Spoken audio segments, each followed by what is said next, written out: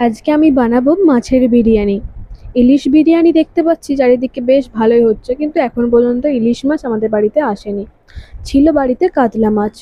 বড় বড় কাতলার পিস দেখে মনে হলো ঠিক আছে, এই কাতলা মাছ দিয়ে বিরিয়ানি বানানো যাক। দেখাই যাক না কেমন লাগে খেতে।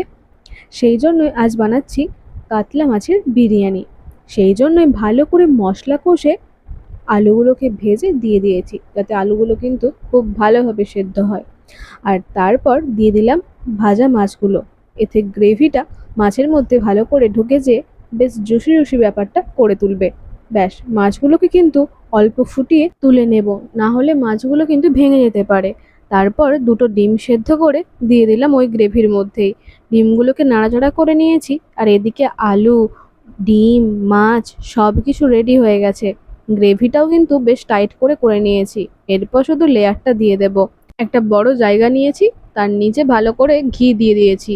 এরপর গ্রেভিটা ভালো করে দিয়ে দেবো, নাহলে তলায় কিন্তু লেগে যাওয়ার চান্স আছে। এরপর ভাতগুলোকে ছড়িয়ে ছড়িয়ে দিয়ে দেব। ভালো করে ভাতগুলো ছড়ানো হয়ে গেলে তার ওপর দিয়ে দিচ্ছি মাছের পিস।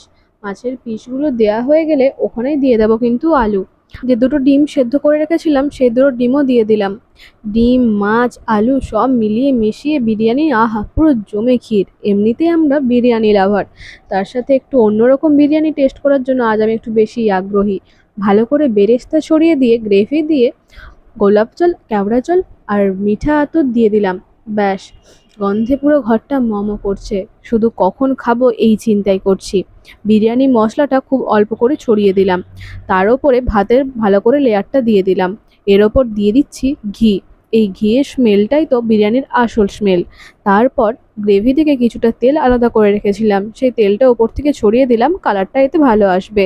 বেরেস্তা উপর থেকে ছড়িয়ে দিলাম, আর দিয়ে দিলাম অল্প পরিমাণে বিরিয়ানির মশলা। পর কিছুক্ষণ ভালো করে ঢাকা দিয়ে বিরিয়ানিটাকে ভালো করে স্টিম করে নেব। ব্যাস, বিরিয়ানি পুরো রেডি হয়ে গেছে। আর এই যে ভেপারটা খোলার পরে আহা, মনটা পুরো জুড়িয়ে যাচ্ছে। চলো এবার সার্ভ করা যাক। ডিম দিয়ে বিরিয়ানি, আবার তার সঙ্গে মাছও আছে। এই প্লেটটার নাম কি দেবো তোমরাই ঠিক করে দাও। মাছ, ডিম, আলু সবকিছু এইটার মধ্যে তুমি পেয়ে যাচ্ছ, শুধু চিকেনটা থাকলে 16 কলা পূর্ণ হয়ে যেত।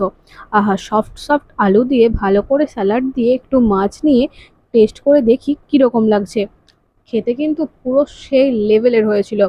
সত্যি কথা বলতে মাছের বিরিয়ানিও যে এতটা সুন্দর হয় সেটা আমি নিজে না করে খেলে বুঝতে পারতাম না।